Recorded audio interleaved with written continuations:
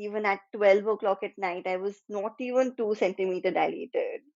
And I was having a very bad back labor for some reason. So doctor was not very sure if they would be able to deliver the baby naturally or not, normally or not, not naturally, normally or not, because maybe the baby's position was such that it was impossible to attempt a normal delivery.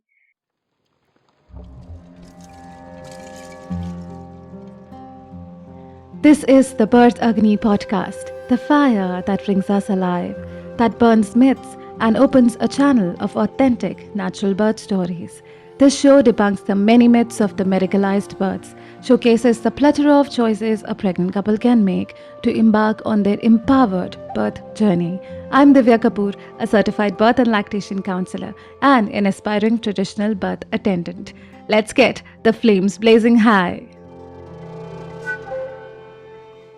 Nikita's story is one of determination and strength to navigate labor when, in her own words, it seemed humanly impossible to go through the pain. Now, this gives us a significant insight into the difference between an induced labor and a spontaneous one. Well, Nikita had the experience of both. The first was a natural, spontaneous start of labor, the second was induced. Her story will help all of you listeners learn what labor feels like in your body and mind when induced, as against when it happens naturally. And hence, the differentiation here will help you make better choices when it comes to your own decision of whether or not to go for induction. And sometimes you just offer it as something that will help you birth naturally, but that's not true. So you'll see that here in this episode. Also, we have very well dissected the entire spectrum of reasons being given for inductions in hospitals and by doctors in episode 83. Lavanya's story of labor pain with induction and how it felt for her is described in episode 101. You can further add these episodes in your kitty when you're researching on induction.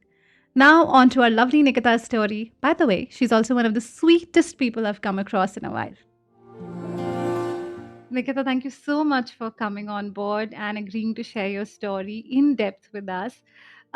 You had a beautiful birth experience, so to say, and we'd like you to elaborate on it. But before that, tell us about yourself.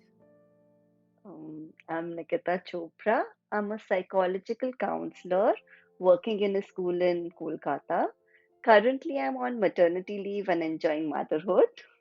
Uh, wow. We just spoke कि अभी solids वाला time start होने वाला है. So it's just Mhm, a nice time to be in. All the struggles of the early parenthood are pretty much, you're used to them now. mhm. So I remember when we were speaking about your entire journey, which was empowering, which was powerful, how you navigated the entire labor, how you were strong throughout. Nahi mujhe normal birth hi chahiye, and I really want to do this. But there was a strong differentiation you made at one point when you said, your previous experience of going through labor was a natural, spontaneous one, and this time around it was an induced labor, and there was a difference between how they were. If you could elaborate on that, कि कैसा था पहला वाला और अभी?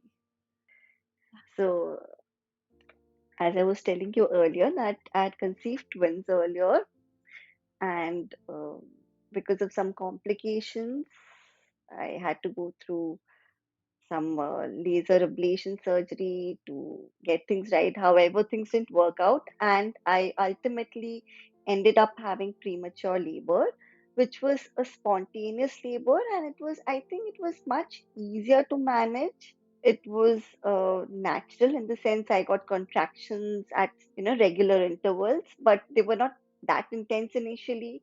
Eventually, it started, getting more difficult to manage. However, it lasted for I think more than 12 hours or so, but it was only at the end, say the last 1 or 2 hours, that it was a little unbearable. Otherwise, pretty manageable.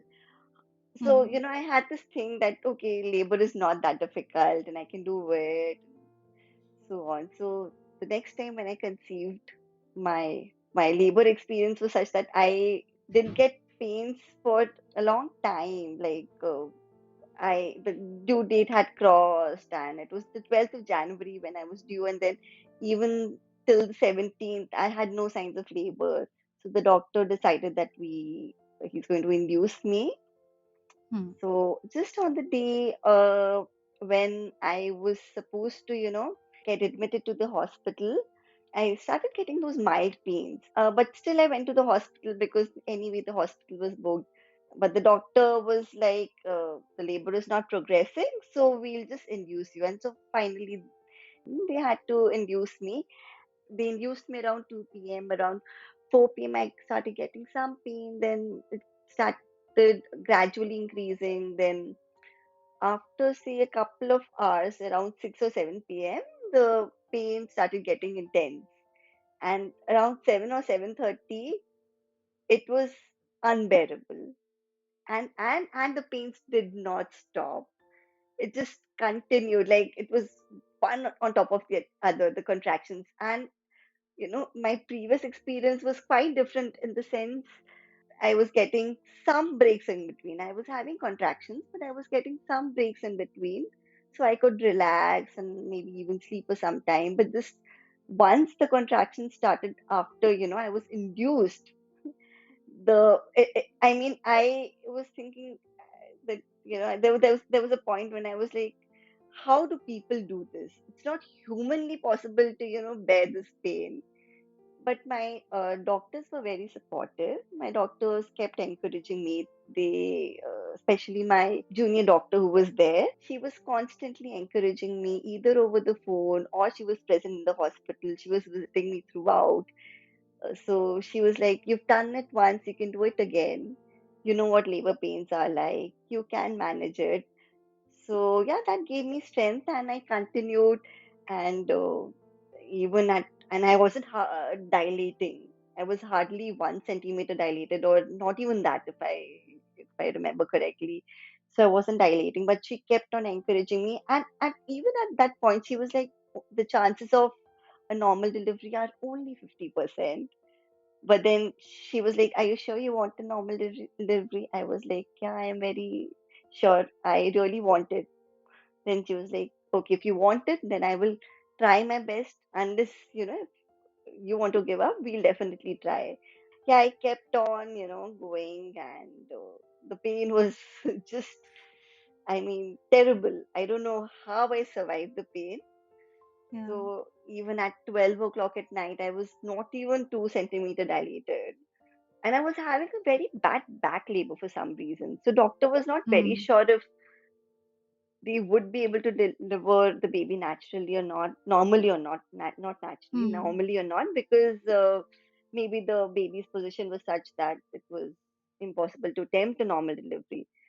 So I asked the doctor if there was some way in which we could find out through ultrasound or something, and the doctor was like, "No, we can't. It's not possible to find it Ah, out. So we'll get during to know labor. only after, Hmm. yeah, only after some time." Then she Hmm. did a lot of things, manually stimulating some things and trying to, Hmm. uh, do certain things which I don't even know what exactly she was trying to do. But then she tried her best to make things right. There was something which was supposed to be anterior or posterior or vice versa. So she Ah. did that manually. I don't know what it was, but Did she she go did that. in? Did she go Yes, in and do it? Yeah. multiple times. I don't know. That's another story. You're in pain, and then constantly, trying to mm, do things, Do and things. Yeah. hmm, so and it was painful, and constantly Hmm. checking contractions and whatever. Hmm. Hmm. Yes, so So around पहली 12. बार जो Uh-huh. Mm-hmm. Yeah, the first time Mm-hmm. around when you had that labor, which was Mm-hmm. spontaneous, तो वहाँ पे gap Mm-hmm. था. Even towards the end when you Uh, say when it was uh-huh. intense, But yes, it was there intense, was a and I was getting some rest in between. Say, initially, I think it started with, say, contractions in, say, 1 hour or something. I was getting contractions every hour, and then it turned to every half an hour, and then I remember that my contractions last time when it was a natural spontaneous labor. Mm, my contractions were such that I could sleep in between. I was getting some sleep, I was getting some rest, but this time I my husband put a nice good comedy movie, and I just couldn't watch it. I couldn't concentrate because the pain was so intense. So it was quite difficult. Yeah, I think the first time when I had spontaneous labor, my contraction started sometime around 10 or 11 p.m. in the night, and I delivered the next day around 7 p.m. or something. So it was more than 12 hours long. However, it was much more manageable. It was only towards the end that it was getting very difficult. The pain was very difficult to tolerate. But yeah, this time it was another level. At any And point, did you think that ki pehli baar, because you were not induced, the pain was way different? You had time to sleep in between. You were, mm, um, I'll tell you a story. I was prepared in the sense I had kept all my stuff, my makeup kit and my lipstick, kajal. I like to, be ready all the time. So I was carrying everything with me to the hospital, and I was like, just before I deliver, I'll just touch up my makeup a bit. I'll just put my eyeliner, my kajal, and my lipstick, and then I'll be ready because I thought I'll get some time in between, some breaks. But the pain was so bad that I just couldn't do anything. Like the doctors like asking me if I wanted to, eat something or drink something, and I was like, no, it's not possible. And there was this nurse who was like, you brush your teeth and up यहीं पे bed पे ही कर लो. I was like, no, no, I can't do that. It's too hmm, gross. I'll go to the washroom. I somehow went to the washroom, but I couldn't stand for a minute. I don't know why, because in my previous experience, I would go to the washroom alone. Even in that intense pain, I would go to the washroom alone and come back. And this time around, I don't know, the second time, I couldn't even stand for a minute. I don't know how I somehow in a minute or so I mean, not even a minute, I think for 30 seconds or something, I brushed my teeth. I came back, I got ready, and then I was taken to the main labor room. hmm, yeah. So, Yeah. So if you ever like have another mhm, chance to give birth and you've had this, mhm, you've done this twice, and the mhm, second time around, something that uh-huh, was way more painful. I think the second time around, probably you actually found it far more painful than the first time around. mhm, So mhm. would you communicate or negotiate induction that maybe do without it? Mm, yes, probably. Yeah. Probably. So how is then the in the labor, were you allowed to move around? Were you allowed to? Yes, I was allowed to move around, but yes, as I'm telling you, I couldn't do it because of the pain. It was really bad. Yeah. But the first As time com around, you could move around. yes, Yeah. I could move around. I was going from one room to the other, and it was Eating, much. drinking. Yes, first time around, I didn't feel like eating or drinking. Hmm. Second time, I couldn't do it. Initially, when the Hmm. pains had started, I still had my dinner, good dinner, Hmm. but Hmm. after that, I just couldn't eat anything. And the doctor's like, you eat something, otherwise, how will you push? You not get the energy. I was like, I cannot. She was like, it's your favorite dish, idli hai, kha lo. I was like, hoga nahi. Huh.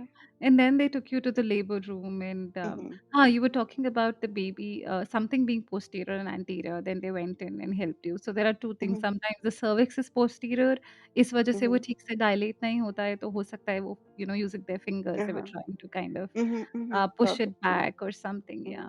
Mhm, mhm. And which is why you had back labor also, which is also what Yes, happens. yes. And yeah, but then how much time did it take from like 12 a.m. in the night? You were telling us that you were 2 centimeters or something. Yeah. I think even at around say 4 a.m. or 5 a.m., I was just 3 centimeter, or I think at the max 4 centimeter dilated. And I was like, and I knew that 10 centimeter is the thing. Hmm. But the doctor's like, no, after 4 centimeter, you dilate faster. She was constantly encouraging me. She was there throughout Wow. for me, even though she wasn't there in the hospital physically, but she was constantly talking to the nurses or the in-house doctor who was there. on duty. So she Yeah. she was staying close to the Yeah. hospital only. So whenever I needed her, she would, talk to me over the Come. phone, come visit Hmm. me. So around Hmm. 4 or 5 a.m. when she had come for a visit, she's like, you 4 centimeter dilated. 5 a.m. probably. You're Hmm. 4 centimeter dilated. The chances of labor, the chances of having a normal delivery have increased. But she never gave me this hope that 100% Yeah. ना normal delivery हो जाएगा. So, हो जाएगा. so, हाँ. so I was like, हाँ. and my pain started around, see what intense pain started around, say 6 7 p.m. Hmm. and it was around 10 12 hours, and I was just 4 centimeter, and I was like, how do I do this? No. Yeah. But then she Yeah. did something again, and the waters did break, and Break. yeah, Yeah. Hmm. But there was no meconium. They were clear waters. clear waters, yeah. Pain Blood. was of course Blood. bad, and the doctor's like, oh, it's going to get worse, the pain. And I was like, how how worse now? It's already. Hmm. And then when was your daughter born after that? She was born around 9:43 a.m. What is And even at around 8 a.m. or so, the doctor didn't tell me, but the main doctor had come in by that time. He was telling my husband, "Ki looks difficult. Things look difficult. I am not very happy." When he checked me, he did an internal examination, and he's like, uh, "Things don't look good. Things are not favorable." So he told Hmm. that to my husband. Thankfully, he didn't tell me. But my Hmm. junior doctor, she kept on encouraging me. Ho jayega, ho jayega. You're Fantastic. 7 cent. Even at around what 8 a.m. or something, I was just 6 centimeter dilated. She's like, ho jayega, ho jayega. She's constantly, encouraging me and pushing me. You can do it, and she's smiling, and she created a very positive ambience. Yeah, positive. And Yeah. Yeah, mm, yeah. And there was no rush on you. She did not rush you through it. कि अभी नहीं हुआ है mm, इतना time हो गया कि अब mm, time is not in our mm, mm, in our hands. So yeah, mm, that's mm, lovely. mm, And mm. the first time around, how many hours did it take you to birth the twins? Uh, as I was telling you, I think my labor pain started around 10 or 11 p.m. in the night, and the next Hmm. day I delivered around 7:30. But the Hmm. pain got intense only after, I think, 5 or 6 p.m. So it Hmm. was just for a Last couple of एक hours. दो घंटे. Mhm. Hmm. Hmm. Of course, I was getting labor pains in between. That was also very Hmm. difficult to manage. But as I said earlier, it was tolerable. Yeah, So, yeah. yeah. Yeah, and then when you and then from say 8 a.m. to 9 or 10, like close to Mhm, 10, you went mhm, from mhm. 6 or so to 10, like within those 2 hours. No, no, I think around what 9:30, whatever.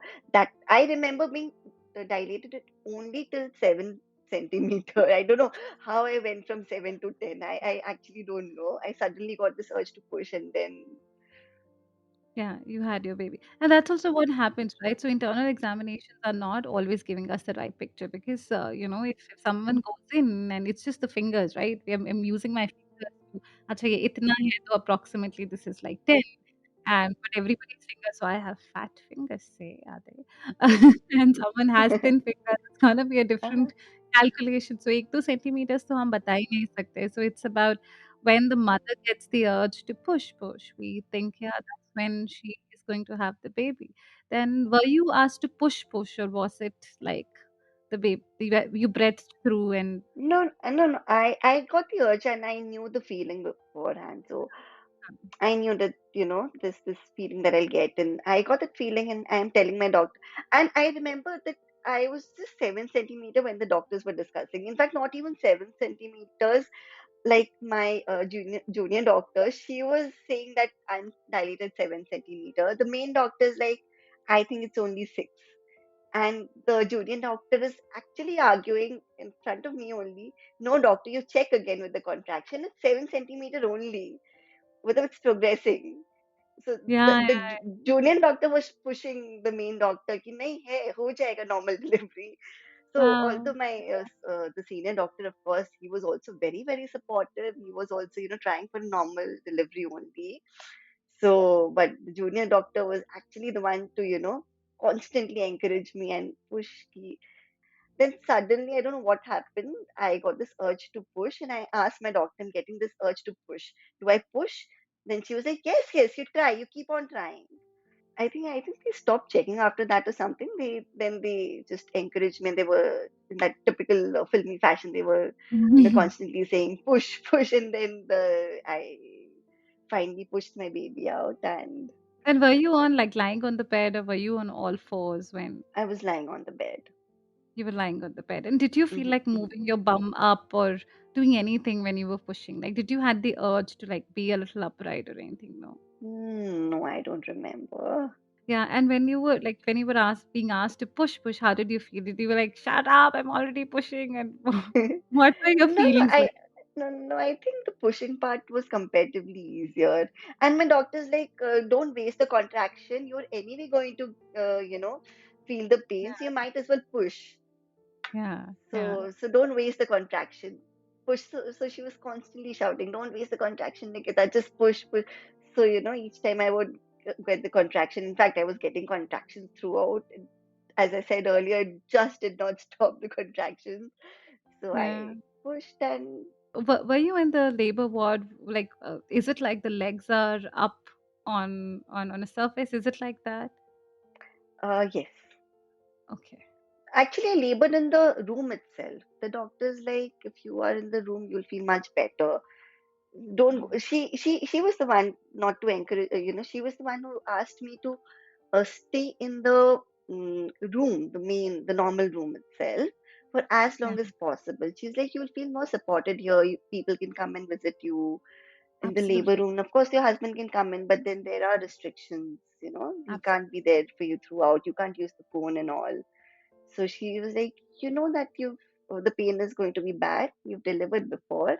So try to be in the room for as much time as As is possible. possible. And when you feel it's unbearable, then only go to the main labor room. So it was only around 12 a.m. or so that I went to the labor room. And after that, say around 8 a.m. or something, I went to the main room where you actually deliver with your legs up and things like that. Yeah. And when the Yeah. baby was born, was the baby Yeah. like given to you? Was there like skin to skin? Yes, yes. Immediately, I saw the baby coming out, and yeah, it was a baby girl. How was that feeling like? What did you Oh, feel? lovely, Wow. beautiful. Yeah. And then what? Like, did they start the breastfeeding? Did they ask you? Actually, they had to, give me an episiotomy for some reason. Huh. So they had to give me some sedative to, stitch the thing and all. So I was very drowsy actually. Hmm. And then they asked me to breastfeed, and after that I don't really remember things because I was actually sleeping. Thousand. And the Huh. next thing I remember is my doctor putting water on my face, waking me up for a photo, for a selfie. So basically they were taking selfies, they were taking my pictures with my baby, with my husband, and that's what they were doing Yeah. for say 15-20 minutes. Yeah. uh, Yeah. And this was mm, after birth, like within few hours of Afterward, birth. Yeah. just inside as soon as I delivered the baby, as soon as they clean up the baby and wrap the baby around and gave the baby back to me after feeding, they started clicking pictures. Wow. Mhm. And did you have episiotomy the first time around? No, Okay. it wasn't So required. you didn't tear the first time around. No, I Probably. didn't. Yeah, yeah. Mhm. So, did you at all know that episiotomy may or may not be required? It's not a routine procedure or something like that. No, I left it on the doctor, honestly. I knew that you can avoid episiotomy. And how was your husband's experience like? Was he around, and how did he feel? He was there in the labor room, and I think he was getting scared. And thank God he didn't see me in labor throughout. Otherwise, he would just have asked me to do surgery, go for C-sec. He didn't see me in real pain for most of the time. So Yeah, he yeah. was very scared. In fact, I was like, "हो तो जाएगा, it's going to be painful, but I will manage." Yeah, that's the strength that women have, and all Mhm, our life mhm, we're given mhm. this menstrual cycle to keep practicing for labor Yes, and birth. yes. And yet the process naturally is not a suffering. Nature gives us a break and gives us a nice break between Mhm. contractions. So Mhm. that's to bring our energies back up. Of course, when a woman is induced, it's a very different experience. But hats off to women like you who are able to do the work, despite the fact that it becomes even more hard to go through the Mhm. process. And Always trust your instincts. I always had this feeling that I will have a normal delivery no matter what. Even though the doctor, was not very convinced, he was encouraging me. He was very supportive and he wanted to, help me deliver normally. But all the time, he was like, the findings are not very good. And each time, before I went into labor, before I had an induction, I used to go for frequent appointments. And that time the doctor's like, there's just 50-50% chance, that you'll have a normal delivery. But yes, of course, if there is even 5% chance, I will try my best since you wanted. And he would ask me all the time mm, that how determined are you for a normal delivery? I was like very determined. Then he was like, if you are determined, I will try. I will try as much as possible. We will do our best. So, he did that. But I trusted my instincts. I was like, I want a normal delivery. My pregnancy was mostly uncomplicated. I hardly had any issues. So I'm sure I'll have a normal delivery. In nature has made women to give birth naturally. exactly, That's how nature is. So I'm sure I the bodies are meant to deliver normally. absolutely, So no matter what people say, I will be able to deliver normally. I will try my best. I will be able to do it. So yeah, with the help of doctors and I think it's about how you manifest things, how absolutely, mentally strong you are, yeah, more than physical strength. Physical strength of course is important, but mental strength, how well you tell yourself that you can do it, you can manage it. It's just yeah. How something determined that you are, people have been yeah. doing since ages. You can do it. So if you're determined, you can, achieve anything that you want. Absolutely. I do want to go to that point wherein you told me when we were Hmm. discussing that when the pregnancy was, when you were about to get pregnant, you just had a feeling there was a bird that would come in the house, etc. I'll go there. But before that, I want to like kind of extend on what you just said that we all give birth. Women are designed to give birth, and the chances of them giving birth naturally are actually 100%. And that's how birth happens. It's not a new term, it's not a new way of birthing which is natural, it is birth itself. We birth that ways. And then if there is really a complication, if there's really a problem, then comes a chance of women needing help, then again needing help. And majority of women just need the chance to go into labor. And sadly today, someone else decides, going through your prenatal and pregnancy, that judging you throughout whether or not you have the patience to do it, etc., etc. That's not fair. I think that's not fair on the part of women to not be given a chance. And it's not a time for them to prove themselves to someone else. It's their journey. And like you said, you owned that journey and you were like, I'm going to do it no matter what that. And you're smiling while you say the doctor came in and said, you know, ऐसा हो रहा है अभी इतना ही chance है. He wasn't that convinced, but you were. And you had that Hmm. faith. And it's sad in a way, but your story still tells us that women are stronger than anybody telling them they can birth the way they want. And now, please tell us that story of that instinctive, hint that you had when you got to know you were pregnant, or even before. I think you were telling me. It was before I didn't know I was pregnant, but yeah, uh, I had already missed my periods, and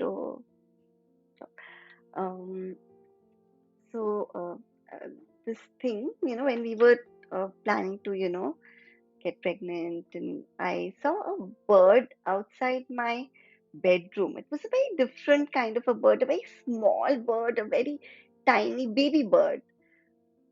and it was just outside my bedroom, just below pictures of there's some pictures of me and my husband on that particular wall, Wow. and it was just there, uh, below the pictures, the bird. And I don't know, it didn't come from my main windows. It came from the kitchen window, which is hardly open.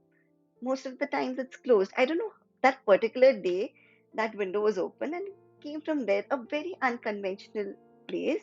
And that's how I entered that particular, uh, area. And that time, I knew that I am pregnant and I'm going to have a daughter because I've always wanted a daughter, and I just had this feeling. I had not even tested by that time, and this was, I think, sometime around the 9th of May or something, and I got to know that I was pregnant on the 17th of May. Wow. So I don't know, it was just an instinct, Yeah. and there were things that kept on happening, which were telling me that you're going to have a daughter, and she's going to be fine. And there was this uh, Mata ki chauki that had gone for. I don't know, something came in my mind that next time I'll come to the same chauki with my own daughter. Wow. And it actually happened. This year I actually attended that same particular kirtan at that particular place. Touch wood. So so Mm. yes, instincts, mother's instincts are always, the Real, most real, supreme. absolutely real. And I keep saying that. How do birds know Mhm, how and when to make a nest when they're having a baby? And then when they have their baby, mhm, um, they mhm. just they just go and leave the nest. They precisely know how much time they need to invest to be able to Yes, make the nest. yes. And there was this silly bird silly blackbird that comes in our veranda. She's trying to make a nest, and there's a pigeon that doesn't want it to make a nest because they've been making the nest right around it. So it used to come Uh-huh. make a nest every morning. She'd drop all the twigs down, and we'd clean it. She'll try and do the effort again. We'll clean it. She'll try and do the effort again. And she was building it up on the AC, the AC thing. And but yeah, just so strong.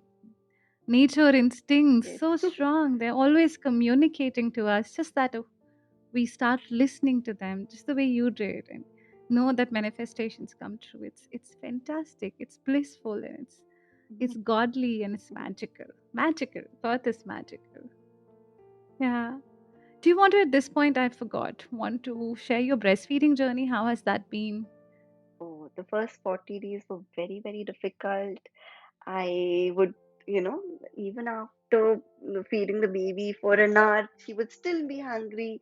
And then just after 15 minutes, I would have to, uh, feed her again. And I could hardly sleep. I slept for, say, maybe 1 hour or 2 hours in a day, total sleep. Yeah. Say 10 minutes, 10 minutes, and that's how.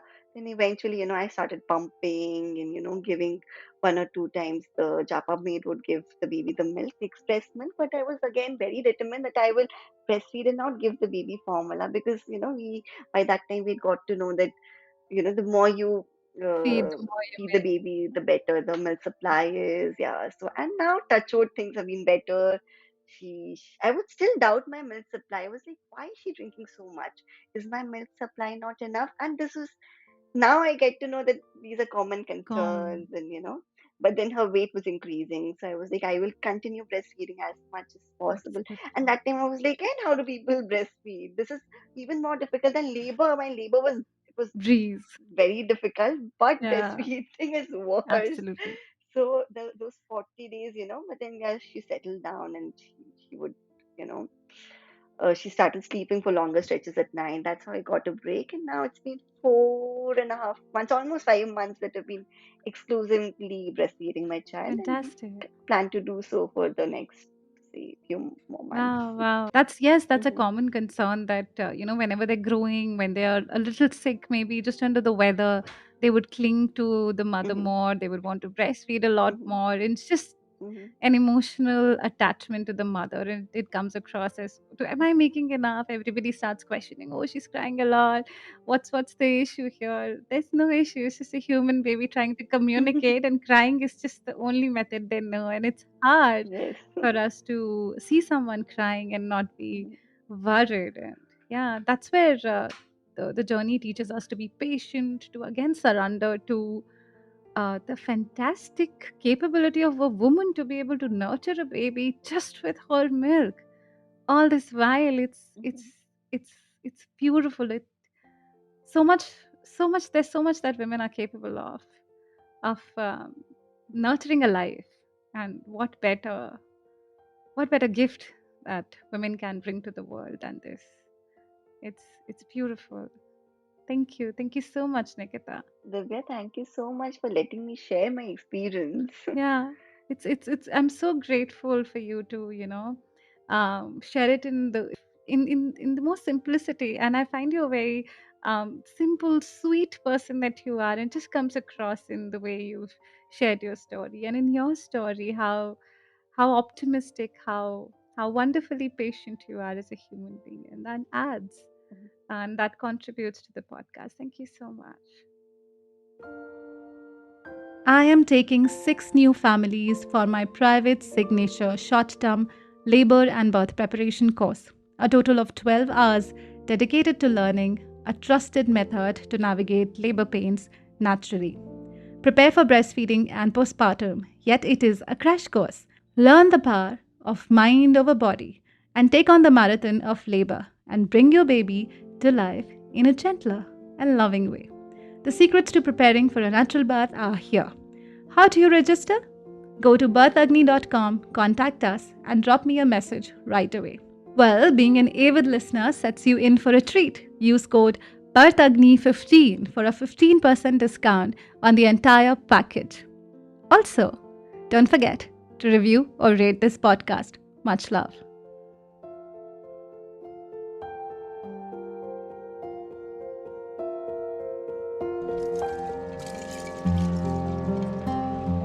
There is a field beyond fear where the body is empowered to take on labor and birth. To land there, it is crucial to take birth education. To enroll into our unique labor and birth preparation course, reach out to us at www.birthagni.com or scroll through all available prenatal and postnatal preparation classes.